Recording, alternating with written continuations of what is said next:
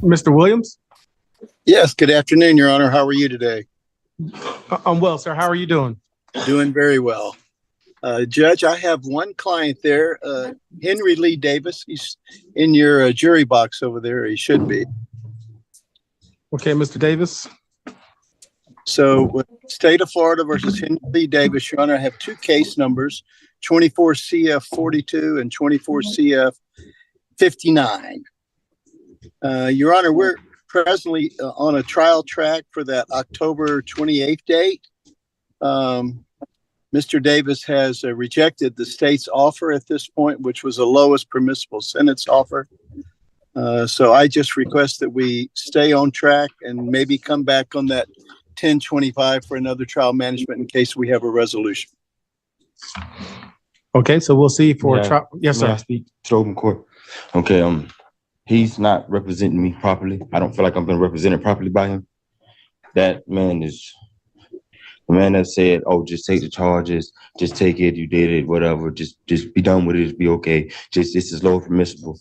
I've read up on it, and it says, not exceeding within 5 years on the charge of third-degree felony.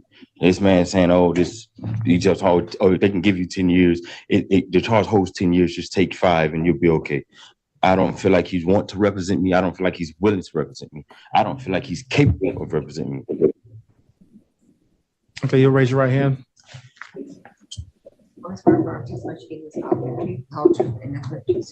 Yep. And everything you told me, Mr. Davis, is true and accurate to the best of your knowledge. You're asking that I discharge Mr. Williams? Yes. But if you want me to discharge Mr. Williams, what I'm going to do, I'll ask Mr. Williams a few questions. And if I don't find that he is rendering ineffective assistance to counsel, you can still discharge him if you want, but the state will not be required to give you or provide you any other counsel. You will simply have to represent yourself. All right. So you're telling me that the state's offer is 5 years DOC? 68.4 months. 68.4 months. And you're saying because the charge is a third-degree felony, it says it cannot exceed 5 years? That's what it said. And Mr. Williams is telling you that, in his opinion, you should accept the 68.5 months. Yeah, he said I should accept the 68.4 months. I got to know where I'm at and realize what's going on. And I'm Pacific. I'm gonna say Pacific like he said it. She's white, you're black. Understand where you're at. It's not gonna go the way you're thinking. You really think they're going to listen to you? You think they're going to listen to anything you have to say with your record and all that? Like, there's no way you should be my lawyer saying nothing like that at all to your client. All right, Mr. Williams, anything in response? Yes, Your Honor. I guess I'll start with that most recent statement made. Of course, I categorically deny that. I've never said anything like that. The only time the whole subject of racism, if you will, came up was when he brought it up that he felt like he was a very racist town and that he wouldn't get a fair shake. And my only response to him was, I have not had that experience in Gulf County that it was racist. With regard to the maximum punishment, the reason first of all, that we have two cases. They're both third-degree felonies. So I'm not sure Mr. Davis understands, although I tried to get him to understand, that each one of those cases as a third-degree felony carries a 5-year maximum. So when you total them up, which is what his total exposure would be, it's 10 years.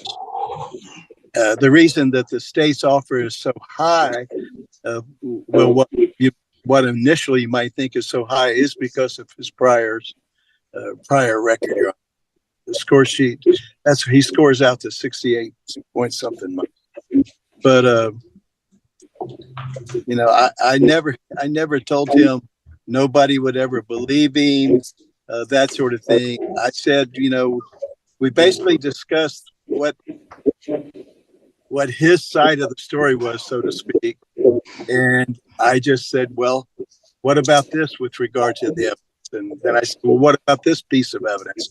How do you think the jury is going to react to this? How do you think the jury will react to that?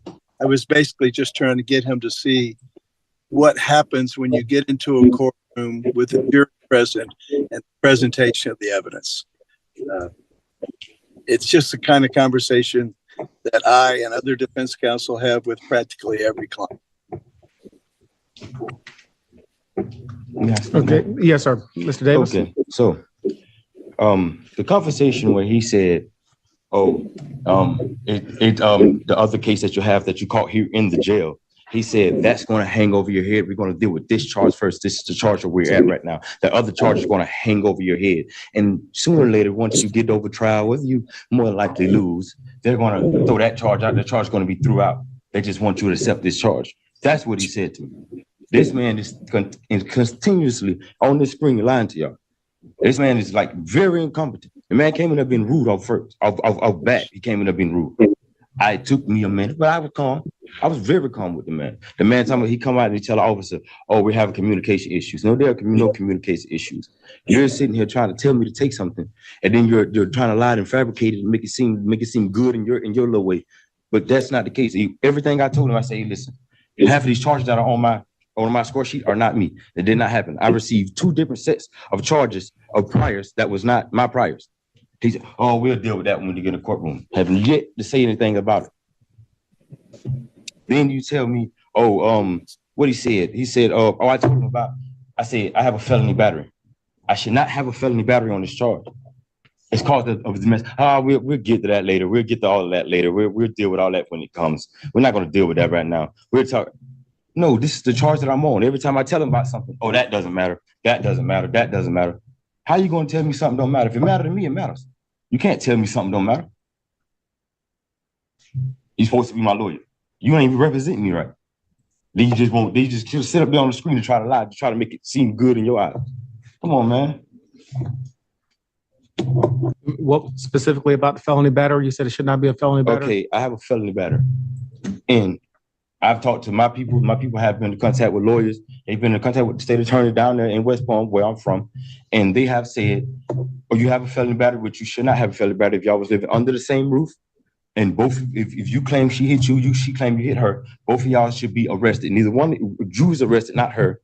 And you have a felony battery, which should not be. It should be a domestic violence charge. I don't have no prior domestic violences. I have none of that on my record. Are you talking about a pending charge right now? I'm talking about the felony battery I have right now pending. Okay, I have the battery in detention facility. What's the felony battery charge number? 2442, Your Honor. And what does West Palm Beach have to do with this? That's where my mom's at right now, and that's where she's talking to lawyers and getting in contact with people down there. I'm trying to figure out what's going on up here, because she's been trying to contact people up here and it's not working. Nobody's hitting, nobody's calling back, nobody's emailing back. When I had Mr. Hill, my family was trying to get in contact with him. They never could get in contact with him. My family, I've tried to get his information. He told me he didn't have any cards to give me. If I could, Your Honor. Mr. Hill, I've talked to Mr. Hill priorly. When I talked to Mr. Hill said, you don't have, I checked that you don't have any prior batteries. But then next thing you know, I get a prior sheet with prior batteries on it. Like, the state's not charging you with felony battery based on priors. They're charging you with felony battery, saying that you caused great bodily harm. That's what we're talking. That's what we talked about the first time. But I'm saying my score sheet, as he just said, my score sheet, I should not score out to that much because I don't even have none of them priors. I have about 4 or 5 or 6 priors that are me on them. They don't even have the priors that I went to prison for on them. That's how I know you're just trying to stack charges and trying to make it look like something that is not. Well, when you're telling me that Mr. Williams is not rendering competent and constitutionally effective counsel, I need to go issue by issue. That's why I'm at. You raised something about a felony battery. What about your charge of felony battery? That you're saying your mom or someone from Fort Lauderdale disagrees that you should be charged with that? West Palm Beach. No, she don't disagree. She's saying it's wrong. It is wrong. And we're staying under the same household and we had sexual relations. It should not be a felony battery. And especially if I said that she hit me and she say I hit her, they don't take her to jail, but then they take me. That's a question. That's a question for the jury. That's but it's not a question if it's a wrongful charge. You have to with the wrong charge. Mr. Davis, I'm sitting here, all you have to do is look at the paperwork. Mr. Davis, whether you're living in the same house with someone or not, you can be charged with felony battery. Are you sure? Listen to me, Mr. Davis. I mean, I have the evidence. I have the proof. I mean, If I'm looking it up and I'm finding this, my people are looking up and they're finding it, and they're asking other lawyers and other state attorneys, and they're saying the same thing. Y'all are going to say something different from what everybody else is saying. This is for the whole state of Florida. I've been on the phone constantly. I agree with you. I've been talking to people constantly. You cannot charge me with a felony battery. Felony battery is like if I go off out there and go to hit somebody. That's a felony battery. If it's somebody that I'm living under the same roof with, and we're having sexual relations, because it's what it said. I mean, I've read up on it. I had my people look up on it. They've read it to me. I've written it down. I've talked to my people. It's a DMV. So I don't get why y'all having felony battery when it's not supposed to be a felony battery. So you're under some lawyers telling you that regardless. Listen to me. I'm trying to understand. Your family or a lawyer or whoever they're talking to is telling you, regardless of the amount of damage that you allegedly cause, that you can cause permanent disfigurement, great bodily harm. No permanent I'm not saying you did. Listen to me. I walk in this courtroom 10 times. Mr. Davis. Come on, man. Do you want to have this conversation to get through this, or you want to tell me what you want to tell me? The conversation don't seem like it's being understood by nobody. Because you're telling me, oh, it don't matter this. I'm telling you, if I'm giving you this and you're trying to give me something else, but I'm giving you what the law says. I've read in the law books and all. I've been in the law books. My people are looking it up and getting the same thing. You're trying to tell me something different to make me think that, oh, no, what you're saying is not right.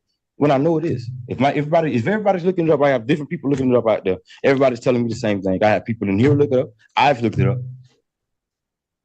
I've even talked to Mr. Hill about it. I should not have a felony battery. There's no way I should have a felony battery on this charge. No way. And then they talking about my priors. That's not even me. Then you said, you should just take the charge. There's no way I should just take the charge. We're going to get to your priors. Let's stick with the felony battery. Are you finished? That's what we're talking about. Are you finished? My priors leads up to that felony battery. Are you finished? Come on. Are you finished? Come on. If you're going to have a conversation with anyone, a part of it is listening, okay? I'll listen to you. Listen to me. I'm listening. You can be charged with felony battery based on two things, Mr. Davis. Felony battery based on priors. The state has not charged you with felony battery based on priors. They charged you with felony battery based on great bodily harm or permanent disfigurement. And it doesn't matter if you two live together or not. Now, if you're saying that whatever harm the state is alleging doesn't rise to that level, that's a question for the jury. Okay? Can I say something again? Yes, sir. Okay, so we're going to go back to what you just said now. We're going back to what you just said in the beginning. They're not charging me on my priors. I know that. Okay? But they're trying to sentence me on my priors. Okay. We haven't got to that point yet. We haven't got to. You literally just. We're talking about felony battery. We haven't got to the score sheet. So we're going to talk about this. Yes. Okay. So now we're going to talk about felony battery, right? You saying no matter the disfigurement or the bodily harm, you yourself. I didn't say no matter the disfigurement. You said no matter the disfigurement that if I cause disfigurement and all of that, permanent disfigurement. But you yourself watched her walk in this courtroom, as well as other officers walk in this courtroom, get out stomping. You've even said, I don't know who you're talking about. You've even said something to her when I was standing up here. I can say something to whoever I want to. You see, but listen to me, Mr. Davis. Now you're just trying to, okay. I don't know. You want me to be quiet? I don't know who the victim is. I don't know what the allegations are. I'm telling you now. Okay. When she sat right there and I was standing up here, her and her sister went to snickering and everything, you said something to her. Y'all gonna have to get out of this courtroom, get out of here. We're not with all of that. Okay. And they got up and walked out. Okay. You telling me you didn't see none of that. You haven't seen and watched nothing. You don't even remember that. Not even remotely remember that at all. I'm talking to you man to man, not judge to inmate. I'm talking to you man to man. Like, you telling me you haven't seen that. Well, let me clear that up. This is judge to inmate. Man, listen, we're men. I'm asking you a simple question. Did you or did you not see her sitting there when you said something to her, get up and stomp off? Have you received a copy of your score sheet? Yes. And what priors on your score sheet you say are not yours? A bunch of them. As I've said to him on the first time he sent the score sheet and the second time he sent the score sheet. Have you explained to Mr. Williams what priors on your score sheet you believe are not yours? Yes. Mr. Williams, you want to respond? To Mr. Hill too. Yeah. Yes, you want to respond to the score sheet issue? Yes, Your Honor. We went through the score sheet and I went down the score sheet with regard to his priors, offense by offense, and I took notes to the ones, there were 2 or 3 to my recollection. I don't have those in front of me. He basically felt there 2 or 3 of them were not him. I said, and I marked those. You're lying. Mr. Davis, don't interrupt. Oh, hey, listen. Just take him off my case. I don't want to talk about him more. Just take the man off my case. I do what I got to do, man. Just take him off my case. Mr. Williams, continue. Take him off my case, man. I don't want to talk about him. He's lying. You're going to continue to listen to this man lying, man. Don't do that. As I recall, there were approximately. I'm going to ask you one more time. Don't interrupt. We're in the courtroom. Just be respectful. I don't want to talk about it no more. Whether you want to talk about it or not, I just want him off my case. I have a legal obligation to go through this hearing with you. I'm off my case. Mr. Davis, excuse me, Mr. Williams, continue. Yes, Your Honor. As I recall, there were approximately 10 or so priors. There were enough that on the supplemental score sheet, it was full, as well as the space on the first page of the score sheet. And I went through each and every one of those with Mr. Davis and asked him, because he had made sort of a general averral that some of them were not him. He wasn't involved in them. They shouldn't be on a score sheet. I said, okay, let's go through them. I went through every one of them. As I recall, there were 2 or 3 that he said, that's not me. I didn't do that. I was never convicted of that. So I took those notes and I told him, okay, I can't give you an answer right now. I'll look into it. And before we go to trial, this will get resolved. I didn't have the resources to look it up right then in the jail. So that's the long and the short of it. Have you reached out to the state to confirm whether or not the priors on the score sheet are actually Mr. Davis? I have not, Your Honor. I saw this was a meeting in the jail that I had with Mr. Davis. I believe it was last Thursday, and I haven't had the opportunity to reach out to the state as I'm out of town right now. I went out of town on Friday and haven't returned yet. But of course, that is my plan, to reach out to the state and even to, conduct independent sort of investigation with regard to it if I have to. Okay. All right, Mr. Davis, anything else? Take him off my case. All right, Mr. Williams, anything else? Nothing, Your Honor. Just the first thing that you were discussing with him with regard to the felony battery thing, that's just his position. I think he finally made it clear is that he believes, since he was in a domestic situation with the alleged victim, that therefore the maximum charge. No, I went in no domestic situation. Don't say that, because I didn't say that. Is a misdemeanor domestic battery. So I explained to him that when the state charges great bodily harm, it doesn't matter what kind of relationship you have with the victim, it's a felony. You said that? You said that to me? Thank you, Mr. Williams. Okay, I thought so. All right, Mr. Davis, on the issue you raised, the felony battery, I've told you what the law is. Regardless, the state's not charging with felony battery based on priors, and But y'all regardless. have your own law here? I'm going to ask you one last time. Okay. Don't interrupt me. You do it again, you're going to be escorted out of the courtroom. I'm going to go anyway. Mr. Deputy Tover, you can get him out of here. Hey, but I'm push. Hey, don't push me. All right, as to the felony battery, the state's charged him with felony battery based on great bodily harm, permanent disability, or permanent disfigurement, not based on priors. The priors on the score sheet, Mr. Williams, you indicate you two did have that conversation. You're going to conduct an independent investigation. Also reach out to the state to confirm whether or not the priors on the score sheet are actually Mr. Davis's. As to the credibility issue, if it's her word versus his word, that does come down to the jury making that decision. On the racial terms, you tell me you did not make those comments, and your opinion of whether or not he needs to accept the plea offer is not ineffective. So based on what I heard today, I'm not going to discharge Mr. Williams. I'm not going to find that he is rendering ineffective assistance of counsel. And that'll conclude the Nelson hearing. Anything else on this case today? That's nothing else from me, Your Honor, except I would request that just in case we do get a resolution before the October 28th, that we come back on that October 25th date as well. Yes. And I'm also need to put on the record that Mr. Davis was disruptive of the proceedings, and he was removed from the courtroom prior to the conclusion of the Nelson hearing. We'll come back on October 25th for trial management, and we'll have jury selection October 28th. And that October 25th, I believe you said, was at 9:30 Eastern time. Yes, 9:30 Eastern time. Thank you, Your Honor. You have a good day. You as well, sir.